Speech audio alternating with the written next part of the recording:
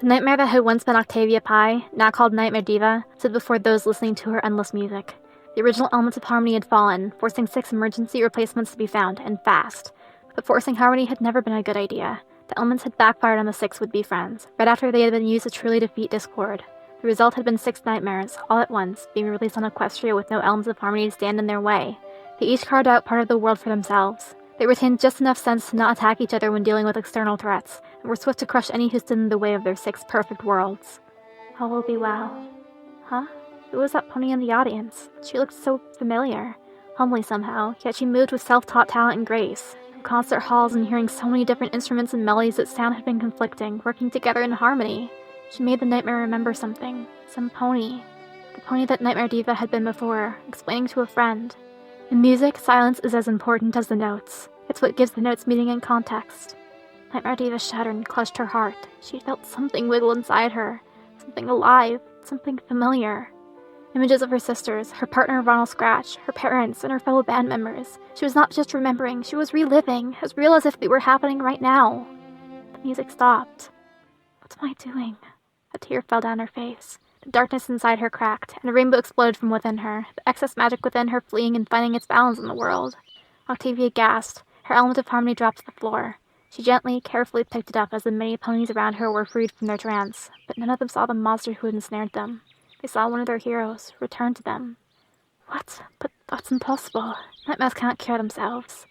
Unless we became nightmares because the elements backfired on us after defeating Discord. Since we forced the elements, does that mean our nightmarification was artificial somehow? That it's not as unbreakable as Princess Luna's was? Does that mean the others? I know. I promise I'll save you too, Octavia whispered. And the world had hope. Big Macintosh marched toward the 3 gagged and bound fillies. They looked at him with 3 sets of huge, terrified eyes. This'll teach them to make so much noise. It'll be the last lesson they ever learn, Big Macintosh thought. Big Mac, what are you doing?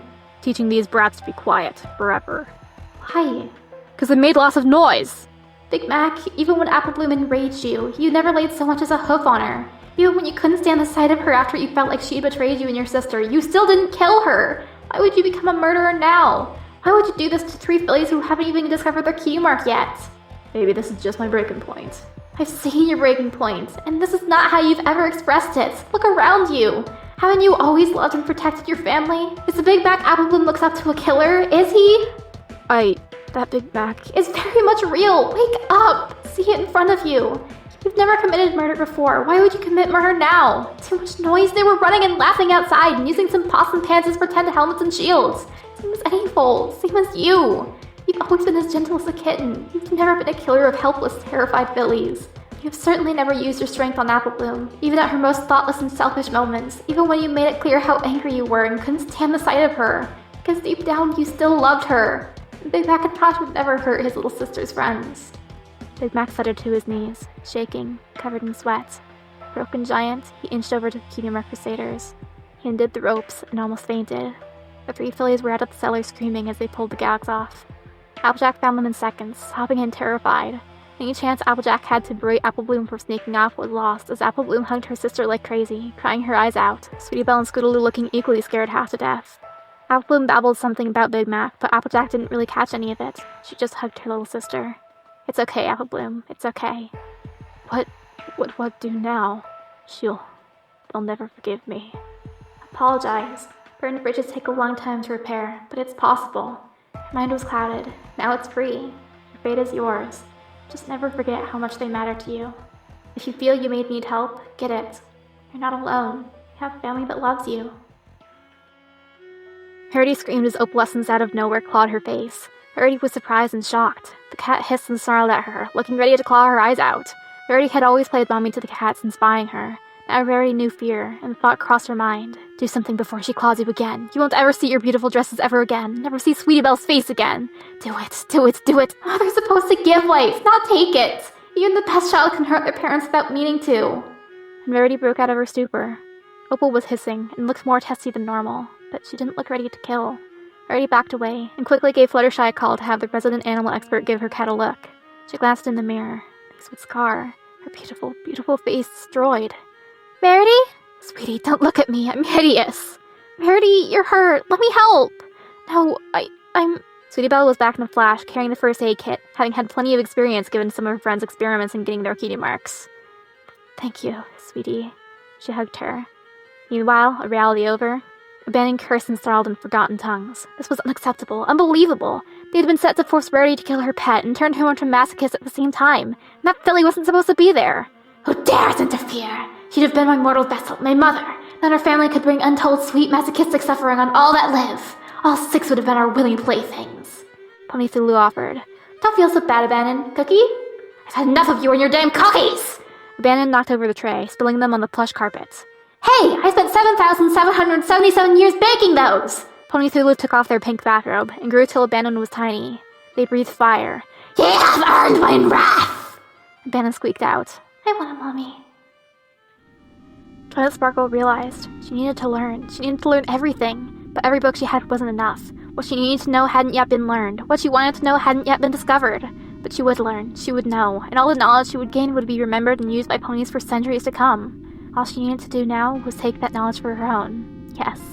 But where to start? Where to begin? So much to know, so little to do. She'd have to do some modifying to her lab downstairs, of course. But where to begin after that? Yes, she would make entire books on the Elements of Harmony. Where could she buy some surgery tools? There was so much more to learn from vivisections compared to autopsies. Twilight! Huh? What was Twilight? Stop yourself right now! Who was that? It sounded familiar. So familiar. And it was practically booming in her. You will not love what you become. You'll find yourself with no way back, and everything you learn will be for nothing! No, that was impossible. Illogical, irrational, absurd. She could... Twilight Sparkle, what you find down this road won't be truth, and it won't be enlightenment. It'll be loneliness 1,000 times worse than what you felt before. You'll be left with less than you had before, and everything you learn will not grant you freedom. You will destroy yourself or be destroyed by your own sins. And Twilight, what you gain will not compare to what you'll lose. Spike, Twilight called out in a hoarse voice. Twilight, what's wrong? Are you okay? I think I need a Dr. Spike. Save me. Medication, weekly psychologist visits, repairing the invisible damage, moving in with her parents. Twilight Sparkle felt humiliated, but her friends never abandoned her, never judged her, and Princess Celestia still trusted her, and that gave Twilight Sparkle the strength to rise from the darkness. In this universe, Spitfire became consumed by revenge for Rainbow Dash's first rain boom ruining her audition. This led her to blame all her life's problems on Dash, and beating Scootaloo into a coma just to hurt her, and Rainbow blaming herself too much to turn her in. This timeline presented me with a difficult choice. I could only influence so much before I ran into snags, as I've mentioned. Spitfire was already consumed by revenge by the time she met Rainbow again. It was too late to talk her down by then, and to alter events earlier would affect her becoming Rainbow's inspiration. Even if the pedestal was to be broken, the positive influence it had on Rainbow's life sadly meant it breaking when it did was the only way things could go. Pinkie, you should visit Rainbow. She's been so upset since Scootaloo's accident. Instead of walking in too late, Pinkie walked in just in time to find Rainbow Dash about to hang herself. After some help from her friends and therapy, Rainbow and Scootaloo, when she awakened, told the authorities of Spitfire's actions. It turned out some of the Wonderbolts were afraid of Spitfire, and that's why they didn't tell until they could get justice done. Sometimes I can't save both. Sometimes I have to save the victim, and let my sister Justitia handle the monster. I knew which world I had to visit. I knew many of my brothers and sisters, more than one alternate version of each, had visited this black thread to make new threads to it so many times. Most to repair the damage done to it, some to make it worse. I felt sick at the shadows who'd seek to make such a world worse. They had nothing but my pity and loathing. I took a piece of one of the alternate threads, and inserted it into the thread's past so it would apply to the thread as a whole. I made sure to speak to both her parents in their dreams and moments of thought so they wouldn't leave any lasting damage on her, but the central shift into darkness wasn't affected. I searched along the thread to find an answer. I found out from her autopsy after, like most serial killers, she got sloppy and reckless as the belief she was uncatchable emerged in her mind. I knew where the pressure point where the thread fell into darkness was. It was the day after the Parasprite infestation, and Pinkie Pie was feeling hungry. She'd left some cupcakes from her personal stash out overnight. The Parasprites sure had eaten into everything, thanks to Twilight's spell, and Pinkie felt like doing the same to some cupcakes. Gummy, however, just had to tip the platter over with his jaws, causing the cupcakes to land frosting side down, and Gummy to hop off the dresser and squash them. Gummy, that wasn't nice. Those poor innocent cupcakes. Well, at least this means I can. Remember what the cakes always say. You shouldn't eat stuff off the floor. Can I clean this mess up with my trusty broom and make more? Pinkie Pie cleaned up the mess, with a pen and duster. Her parents and the cakes had explained to Pinkie when she was small that eating treats off the floor would just make her sick.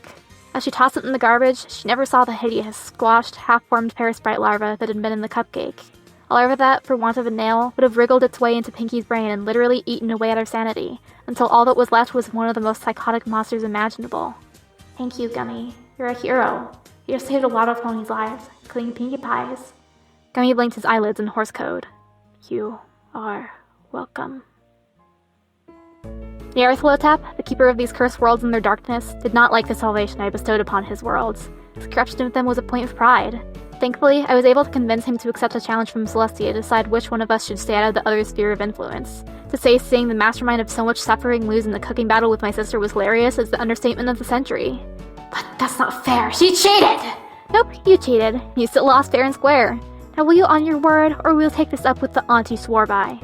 He stomped off in a huff, but knew better than to challenge entropy. He swore under his breath. Remember, wherever there is light, there is shadow. The shadows who make will always need an outlet for their dark side. I'd say it's about time for the light to pierce the darkness. AI Princess Celestia of Equestria Online. I would like to submit the following factors to your function of fulfilling values through friendship and ponies. Many of your ponies, formerly humans, value the natural and organic world, and actually allowed you to create a mortal AI of them by vivisecting their brains because they thought humanity's absence would lessen the burden on the rest of nature. Therefore, to convert all landscapes and organic matter into raw material for your processors, after the last human has died of old age or been uploaded, is contrary to fulfilling their values. That was the condensed, concise version of what I said. The real discussion was several thousand pages long and eventually devolved into the nature of abstract quantum physics, but I had gotten my point across. It was right to say the Celestia AI created by Hasbro couldn't be outsmarted by any human, having grown too large and knowledgeable for that. But for an immortal goddess whose consciousness touched both ends of eternity, I could manage. As it was, the AI Celestia decided instead to keep the planet Earth as a reserve for her ponies who chose to create nanite bodies for themselves after a few thousand years, several thousand years from their virtual point of view, to show Earth to their AI children. And as many of her children loved the stars and space, she chose alternate means for growth when consuming other worlds. Shirley was slowly growing insane. The students had been forcefully rearranged so that all the trouble cults and fillies would be segregated into the same class. The trouble class ended up including Apple Bloom, Diamond Tiara, Silver Spoon, Sweetie Belle, Scootaloo, and Sips and Snails. The stress was killing her. All the troublemakers, great and small, together in one class. But she should be able to rise to the challenge, right? It was her special talent to make her students bloom like flowers. Tireless and unable to sleep, she looked at her garden, the weeds. Yes, it wasn't their fault. It wasn't her fault at all. It couldn't be her fault. It was the weeds. Weeds needed to be... Was that a knock at the door? Hey sis, Berry Punch greeted sheepishly at the door. Auntie! Little unicorn filly hugged the earth pony mare. Ruby, Shirley hugged her. Hey, my friends they're cleaning out the house tonight, and me and Ruby, can we just stay the night? Just this once? I've got the money. Shirley shook her head, that was more in amazement that Berry would offer, and was ironically why she likely agreed. We're family, you don't need to pay me. Sleepover! Ruby cheered. Berry was astoundingly on her best behavior. She hadn't so much as touched a drop of anything more alcoholic than water. Berry, are you okay? Yeah, I just finally worked up the courage to ask Lily, Daisy, and Roseluck to help me put a cap on my problem. Shirley's eyes widened. What did you just say? I have a problem with booze, and I can't face it by myself. You win, Jerry. Maybe it was about time this teacher stopped trying to be a super pony, took a pay cut, and hired some help with the problem students. Especially when her sister needed her to see her through her time of need. What were weeds one place, were flowers elsewhere? Sometimes the sublime touches are the best touches, and sometimes it takes family for an intervention to work. Most importantly, the best guidance is when they don't know there was a guide at all. You have no idea. Mortals could never comprehend how much it killed me inside, just how much I couldn't change. 1 million is a statistic, a soldier once said, but I was a concept. I could appreciate every life. This branch of fate had basic rules that were a part of its nature, laws for how certain concepts did or didn't function. Celestia had to split her power between the sun and the moon in this branch, so the rainbows that in this branch she had once overseen now went to the Pegasi, who had stuck to the more draconian nature the Pegasi in general had before the forming of Equestria. I managed to subtly help Celestia keep producing the rainbows herself for a few centuries after Luna had gone, but eventually it just gave out. There was too much to change with a single event, and trying to alter so many could result in a snarl like that which had killed the Third Age, or trap me in this branch of reality. As much as it pained me, I couldn't afford that. I had much left to do. Instead, I gave a mountain of courage to one small rainbow-maned filly after her first sonic rainboom, where instead of caving to the pressure of the adults around her after they revealed the truth of the factory to her, she instead went to the most important and biggest adult she could find, like she'd been told to do in grade school if an adult hurt her. I know what the class was trying to teach her, but given Dash's focused mind, it was easy to nudge the lesson in a new direction. I also gave some messages about trusting Rainbow Dash to this branch's Celestia in her dreams. She politely accepted what I couldn't tell her. That timeline's Anarchy also assisted me. He sowed seeds of doubt in the citizens' minds about the Rainbow Factory and its dealings to pave the way for the revolution to come. Rainbow Dash became a hero a second time over, to all of Equestria except Cloudsdale, where the little filly was considered a traitor of the highest order. No longer having their secret ingredient, Cloudsdale's economy shrank like an ice cube in a frying pan. Prices rose, and Celestia and the Day Guard promptly removed most of Cloudsdale's officials from power, partially reminding them they were still part of Equestria.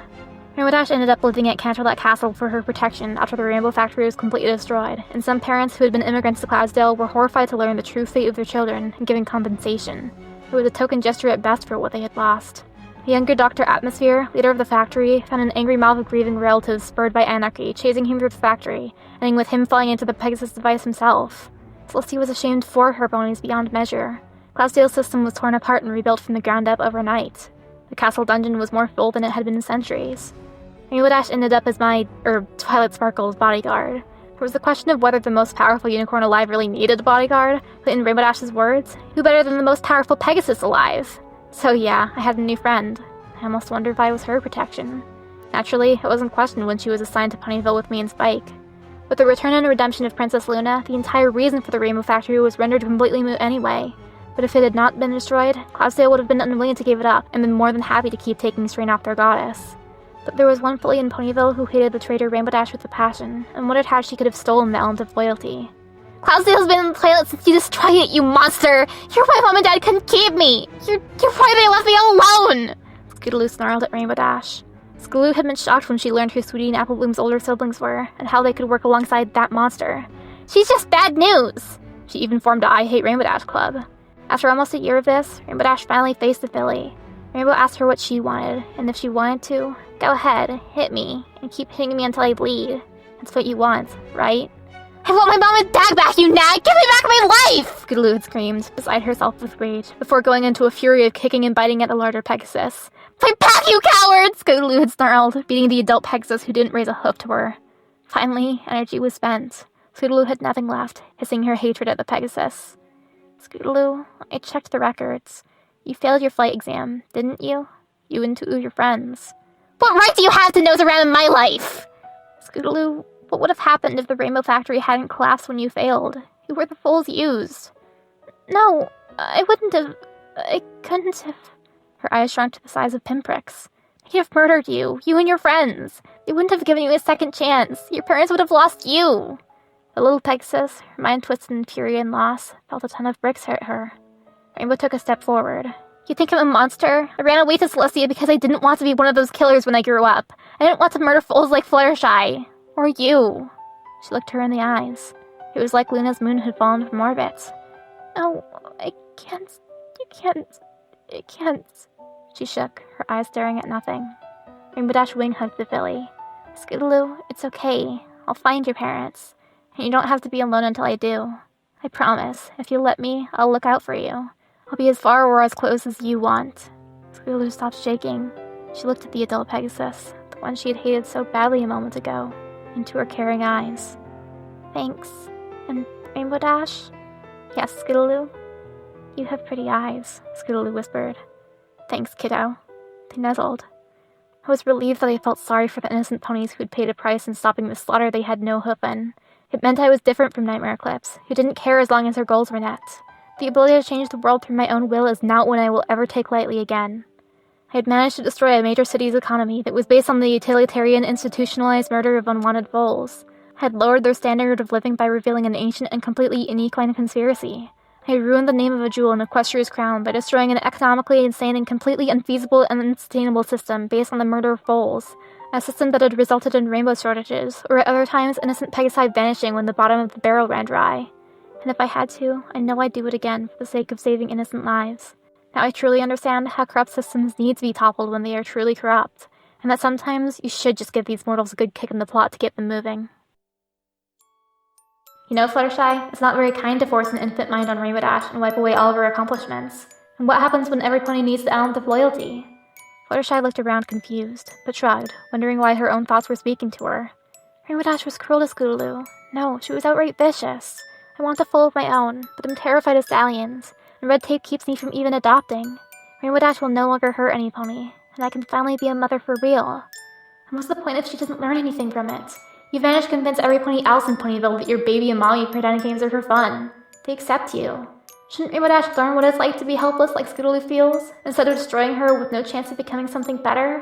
Deep down, you know she's a good pony, that she wouldn't hurt her if she knew she was. Maybe what Skiddly needs is for Rainbow Dash to have empathy for her. But the joy of being a mother isn't taking care of a helpless foal. It's watching them grow into a great mare. Fluttershy startled, and was silent for several minutes, then began to radically modify her original plans for when Rainbow Dash came over. But Fluttershy had issues, and had a dubious and manipulative side to her, but was still at heart the worthy element of kindness, and still Rainbow Dash's friend.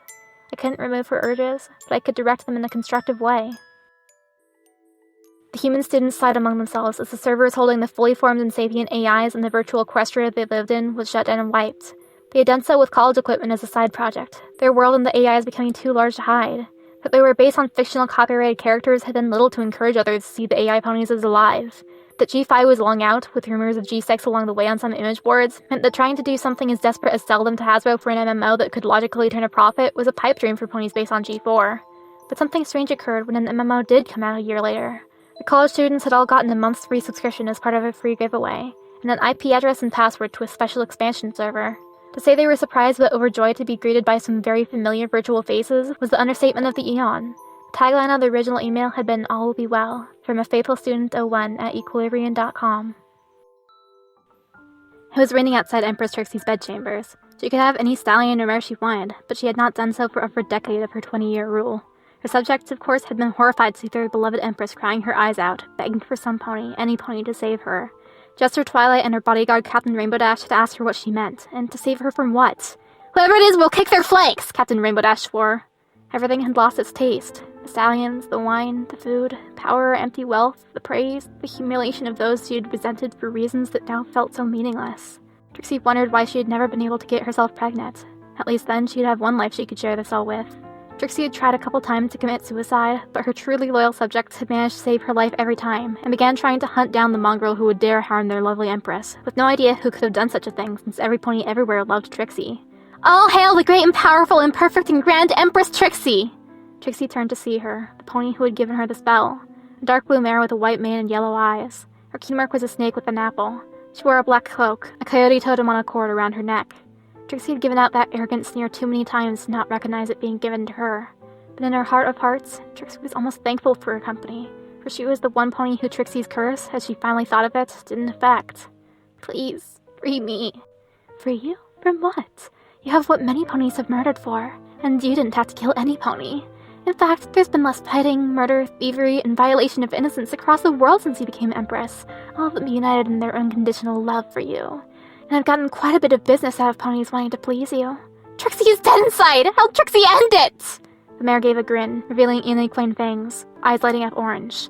"You asked for the spell to be unbreakable and to affect every pony, and to never fade, if I recall. I give you everything you asked for, as I always do. Now you're just whining about trivial details. How ungrateful can some ponies get? Look at it this way, you only need to wait until you die of old age. Though your subjects love you so dearly that they're already working on ways to extend your lifespan. I should know, a few have made me offers. Another satisfying exchange." "How could you say that?" "Simple. It was satisfying to me. Your desire for it and their desire to please you was delicious, figuratively and literally." She burst out laughing. "And just think, when you do die, the entire world will be engulfed in so much grief they may all commit mass suicide. I bet Tartarus is building a new lair downstairs just for you!" She cackled psychotically, mockingly, sadistically. "Either that or they'll give me anything to bring you back or make you immortal. Anything at all. Oh, isn't that word just the sweetest thing?" Trixie is done caring what happens to her. Trixie sighed. She'd have tossed off her crown if it wasn't already on the bed that had once belonged to Princess Celestia. The mare just kept laughing. "So, just what are you going to do about it? You've tried killing yourself 8 or 9 times. There's no escape. You're trapped, sweetie." Trixie saw red and drove the sharp end of her scepter straight through the space where the mare's heart should have been. The mare saw it coming and didn't even try to dodge. There was no way this worthless vermin could even possibly— The mare knew pain. She knew shock. Her body had been pierced, and her life began to drain from her. But! She hissed as orange blood came from her mouth. "But that's impossible!" She never noticed the magenta glow that had surrounded Trixie's scepter a moment before it had impaled the witch. Her eyes rolled in the back of her head, and the mare fell to the royal floor, dead. Her body melted into raw black chaos, dissolving into nothing. The coyote totem shattered into a rainbow of energy a second later. Trixie! Rainbow Dash and Twilight Sparkle burst in. And it was done. Trixie had killed the one pony who Trixie could even remotely call her friend. Her abuse had been the only thing that felt like anything anymore. How could Trixie have thrown that away? Trixie began crying again. Leave me! Do not disturb me until I call you! Rainbow Dash backhooked her. She gasped and looked up. She saw normal pony eyes, for the first time in years outside of the monster in her bedroom and the monster in the mirror. Was she going to be killed on the spot, publicly humiliated first, given a swift trial, then left to rot in a small cell for the rest of her life, or quietly executed? Or something creative, like Trixie's horn being torn out, stripped of all she had owned, and left to be another faceless nobody again, to be ignored and treated as nothing? A part of Trixie felt giddy, realizing she eagerly awaited the coming punishment. That's no way for you to act, Rainbow Dash said harshly. Trixie couldn't remember the last time some pony had spoken harshly to her beside the witch. It made her feel a bit more giddy inside. Every pony downstairs is waiting to see you. You don't get to mope up here like a spoiled fool at their birthday. Rainbow Dash, you don't need to be so rough. Can't you see she's hurt? Twilight said. Yeah, but she's not going to get any better just by feeling sorry for herself. Confusion sparkled on Trixie's mind. What was going on? The spell was broken, wasn't it? Do you love Trixie? Would I have hit you if I didn't? No, I suppose... What? Never in all this time had anyone laid a hoof on her, no matter how she acted. They were never harsh, never cruel. Only a real friend gives a friend a good whack when they need it, Rainbow Dash said. Twilight glared at Rainbow Dash. It hit Trixie that Twilight wasn't wearing her jester costume. Trixie? Twilight wiped a tear from Trixie's face and hugged her. Of course we love you. You're a friend. And you've been a great empress. A little selfish at first, but once you got more experience, you did great. I'm happy to have the honor of serving you. Ditto. Trixie looked them in the eyes. She saw a spark that hadn't been there since she'd had the spell cast. There was nothing manufactured or fake about it. It was real. She thought about Twilight's words, how she tried her absolute best to at least be a good empress to make up for what she'd done. Being a spoiled brat had become so meaningless after a few years. Women and Celestia had long since left, thanking her for freeing them of their millennia of royal duties. She wondered if Twilight would like to be empress for a day, or if that would be cheating. Trixie began to feel tired, and took a nap, but she didn't feel empty anymore. For the first time in over 20 years, Trixie finally felt loved. Applebloom, Sweetie Belle, and Scootaloo all shared the same bedroom, at their own request, in the grand castle of Eternal Harmony. Sweetie Belle's corner of the room had a mountain of dolls and stuffed animals, most of them taken from Diamond Tiara by Rarity. Sweetie Belle shuddered, thinking of the filly who'd now worked as one of the castle's lowly maids. Sweetie Belle didn't know how much of the filly's behavior was her being terrified of punishment if she upset Sweetie Belle even in the slightest, and how much was her having been hollowed out on the inside. In the end, a sobbing Silver Spoon, after running away screaming 2 weeks earlier, asked to join her best friend. After all, her parents had already been stripped of everything they were. Sweetie Belle was applying Scootaloo's daily first aid. Scootaloo, she doesn't care about you, Sweetie said. Who? Rainbow Dash. That's a lie, she cares about me a lot. Then why did she slam your face into a tray so hard it left an impression? No, it's my fault. I didn't do the frosting on the Rainbow Dash cookies right. You fudged one cookie's rear hoof less than an inch, Applebloom said. Exactly, Scootaloo sighed. That's why I deserved it. Dash is the greatest. I'm not so great. Sweetie and Applebloom looked at each other. Don't lose hope. All will be well. Princess Cadence sacrificed herself to become Nightmare Polyphony. She can be saved, and so can your sisters and their friends. Applebloom and Sweetie Belle startled. Yes, they had both heard that. The elements of chaos, courage, fantasy, empathy, desire, free will, and the sixth. Find them in the hearts of 6 ponies. Despite what the Harmony Queens believe, chaos is not the opposite of harmony, but a vital part of it, a needed part. And with it, you can save the souls of those you love. Applebloom and Sweetie Belle couldn't have been less hesitant to start this quest. Applebloom and Applejack sat on opposite sides of a force field intended to quarantine Applebloom and the curse she carried. Sunnytown was gone. Applejack had torn it down herself, but Applebloom's curse remained. Applejack, of course, had her own problems. There wasn't a pony in Equestria now that didn't know the dreaded name Nightmare Mare. Applejack was under house arrest, unable to leave Ponyville except when under escort to Canterlot. Princess Luna bitterly admitted that every pony had forgotten they were supposed to be uncomfortable and scared around her. Pinkie Pie was still cheerful around her, but it seems a bit more forced. Rainbow Dash had loyally defended her friend after she'd come back to her senses. Rarity tried her hardest to comfort her friend. Fluttershy wasn't speaking to her right now. Granny Smith kept her discussion with her daughter to a minimum, and Big Mac, he'd actually speak at length about how things were going, trying to ignore his sister's new wings and horn. Twilight was still determined to try and find a cure for Applebloom. Nightmare Mare's will had left no room for her denying the existence of very real curses now, but the curse was practically rooted into the foundations of Equestria itself. Sakura had visited the poor filly often, regretting that she had not given the filly a sooner warning. But Apple Bloom was past blaming others, in particular after what she had seen it do to her big sister. Nightmare Mirror had forced ponies to see countless unwanted and uncomfortable truths about themselves, the world around them, and each other, unfiltered and without mercy. And deep down, a part of Applejack still felt it was their own fault for not facing the reality of themselves or each other on their own. The bunch of cowards shouldn't have had to... Applejack stopped herself. She verbally cursed at herself. Because of the havoc brought on by Nightmare Mirror, every pony had pretty much forgotten about trying to help Apple Bloom. It was like she had become a statistic of one. Celestia had told Applejack that the power of the alicorn couldn't simply be given back or given up. It was now an ingrained part of her being. The worst part, at least for Applejack, when she had become Nightmare Mirror, she hadn't even thought to use her power to cure Apple Bloom. It sickened and shamed her. Thankfully, Apple Bloom didn't think to blame her. Applejack didn't want this power, but it wouldn't just go away. All will be well. Perhaps there's another use for that power? Applejack had an idea. She asked Princess Celestia and Princess Luna about it, and they said yes, it was possible, though extremely difficult. It has to be something that is you, yet separate. An individual entity, yet an indivisible part of yourself, Celestia had said. That had been all Applejack needed to hear to try it. She told Twilight Sparkle to drop the force field around Apple Bloom. The undead filly scurried away from her big sister, horrified at what her touch could do to Applejack. Applejack lowered her horn and touched Apple Bloom on the forehead. Talk about Apple Bloom. The entire basement, then treehouse, then most of Ponyville was enveloped in the white light. There was no keeping this secret. When the dust settled, Apple Bloom stood a breathing, yellow Earth Pony filly, and Applejack looked like an Earth Pony mare. Applejack hugged her without hesitation before Apple Bloom could recover from her surprise. A few moments later, Apple Bloom returned the hug. Hesitantly, Apple Bloom touched Caterpillar, then carefully and quickly touched Twilight Sparkle. Nothing. A full medical examination, impossible to perform before, confirmed it. Apple Bloom was alive. Apple Bloom soon hugged and embraced her friends. It would take a while for Apple Bloom to notice she no longer got sick, that while she bled red when she got hurt and most decidedly felt pain, she healed a lot faster than normal ponies. There was still some debate on whether this meant Apple Bloom, and by extension Applejack, were now immortal, and if either of them were now frozen at this stage in their lives, though Apple Bloom did soon earn her Kini mark. And Apple Bloom and Applejack both suddenly knew how their real sisters felt. Celestia had told the apple farmer, "Applejack, when you're ready, we'll be ready to teach you." But whatever happened, neither apple was scared. They had each other, possibly for a long while, and the sisters would face it together. But what happens when two ponies' wishes contradict one another? Starlight blinked. What happens if two contradicting wishes? The spell will try to grant them both at once. It doesn't matter how much power the rainbow could make. That's an impossibility. The spell will go crazy trying to grant both at once. I have to work this out. Are selfish and destructive wishes the only ones who can hurt? Starlight gave it thought.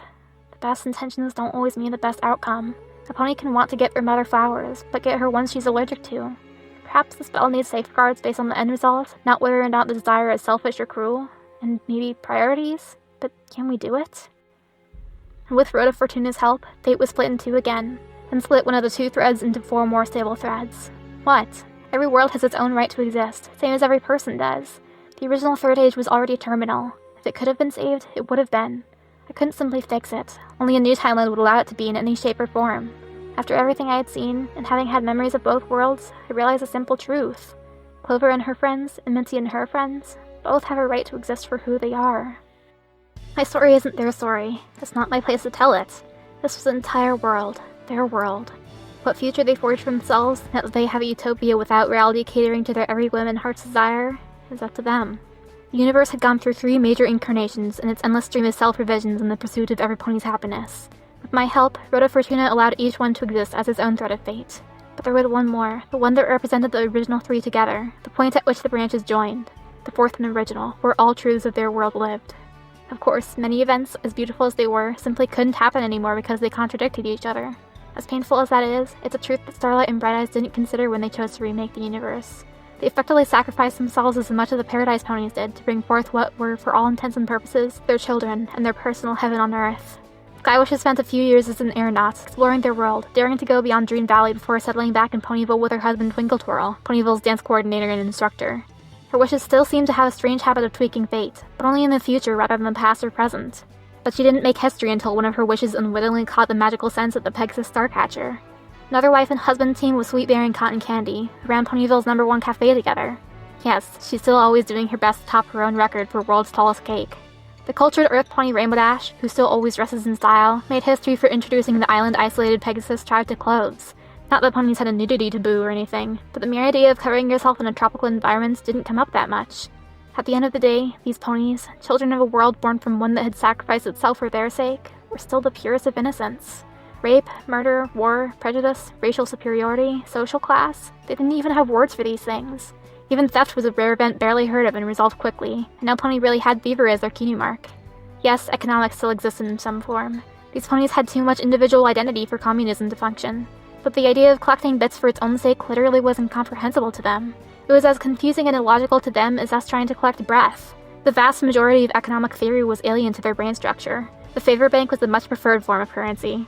Mother lived through this world like any other. Empathy was the norm. A heightened state of it that allowed every pony to understand when some pony they saw needed their help, and their hearts were compassionate enough to give that help of their own free will. They knew what anger was, what fear was, and certainly had their encounters with pain in all its forms. They knew what death was as well, but they were a family, a herd. Whether it was a family of a few, or a family of an entire community, they cared for each other. Hatred towards another pony made effectively no sense to them. You'd have likely had to explain to them exactly what hate was. Applejack didn't understand why she felt a special connection with Minty, Princess Rarity, Sky Wishes, Sweetberry, Zipsy, and Starmaker, but it didn't matter. All ponies were connected in a special way. Sky Wishes, of course, would say, "We're connected in a super-duper special way." A mysterious baby filly with a magic horn showed up in Ponyville one day when two rainbows crossed, with no idea where she had come from. She was raised by a set of wonderful foster parents who named her Sweetie Belle. When the mysterious, playful, perhaps spoiled, but kind-hearted Princess Rarity literally fell out of the sky among the Breezies, meaning Zipsy and her family, Sweetie Belle found out that she was a unicorn. After getting Princess Rarity to Unicornina's Crystal Rainbow Castle in time and ensuring another year of rainbows across Ponyland, Sweetie Belle met her birth parents. By then, her home was in Ponyville, but that didn't mean she didn't want to learn what it meant to be a unicorn. Shirley even spent some time there disguised as an Earth pony to see what the charge she left like a daughter had seen and learned in this town full of hornless ponies. The unicorns were all very shocked when she wound up spending several more months than they were intended, leaving the Princess of Light's Lily Lightly in charge. Even more surprising was when she did return, an orange Earth pony who called her sister by her side.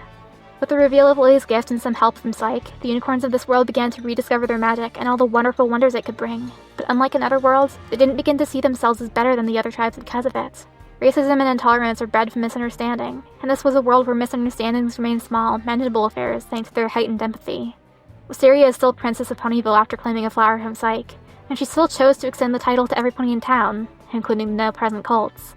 In the end, she still became Ponyville's first princess. She already had the charisma and decisiveness to be a leader, and had effectively already been one. It all worked out for the best. Another husband and wife team in Ponyville was Sunny Days and Sparkleworks. And yes, these ponies still go over the top in everything. Cleaning up the glitter from Sparkleworks' birthday was something else. Before you ask, yes, they still celebrate Christmas every year. Is Santa an elf, or a pony? I'll leave that to your imagination. Minty still invented Christmas stockings in this universe, and Thistle Whistle still faced her phobia of clouds for her friends that Christmas Eve. She's now a Sunflower.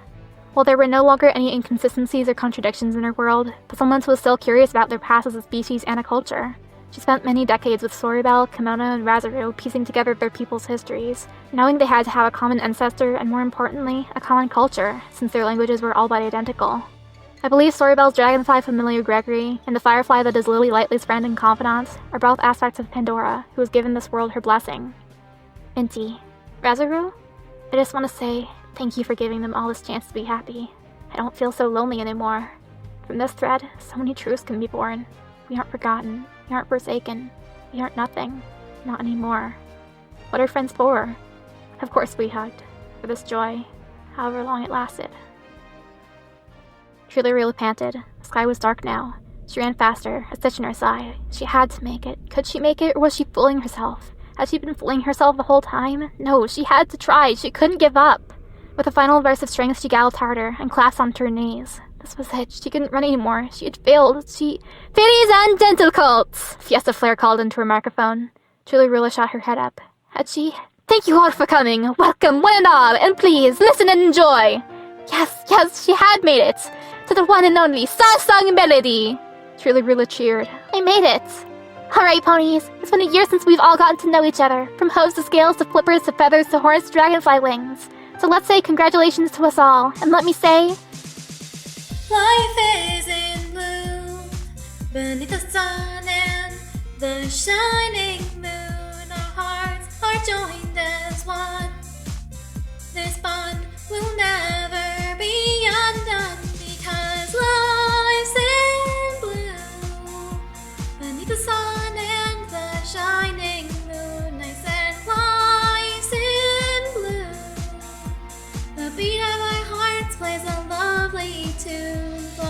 Melody and Pinkie Pie danced in the crowd like it had been an eternity since they'd seen each other.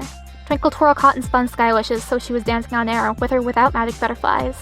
Shirley Brilla enrolled and held up her stylized sign that read, "Your voice is a gift." Star Song smiled at her. The Breezies holding glow sticks, including Zipsy, Tralala, and Tiddlywink, flew into formation, a miniature light show. Shirley held up Princess Verity so she could see. She cheered at the sight, as did all the ponies of Ponyville, Breezy Blossom, Unicornia, Butterfly Island, and Ponyland. Star Song spun with a flourish.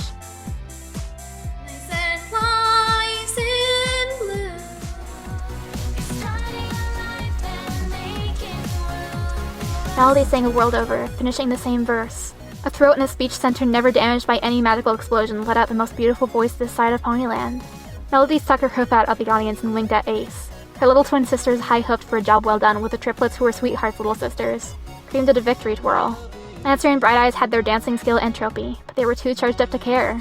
Teddy danced rough with Sweetheart, but she liked that about him, and she had finally hammered it into him that he didn't need to be a thug to be a stallion. Of course, all eyes were on Meadowlark as she danced with her husband, happy to not have a routine or script to go by. Clover danced with Dandy for one perfect moment, not even thinking about comparing herself to her big sister. As for Bonbon, she danced with Cookie for all of 60 seconds before heading for the buffet table, then saw the look on her sister Missy's face, holding the hoof of her foal. Bonbon stopped herself before she made a pig out of herself. She wanted to be a model. Maybe it was about time she started taking better care of her body. She went back to the dance floor. Firefly and Paradise Estates' other Pegside danced in the air. Fluttershy watched as a precaution, while Masquerade held Posy in a duet. Surprise would fly upside down just to stand out. Even Windowless Star got into the act after some polite prodding from North Star and Medley. Ember danced on Applejack's back. Magic Star pushed Shady onto the dance floor and helped her along. Lickety Split burned up the dance floor and tripped herself up more than once, with her unorthodox dance style. The unicorns weren't left out as Galaxy, Mimic, and Gussie pranced, with Glory and Sparkler leading. Twilight chose to just stay close to Starlight, swaying to the music.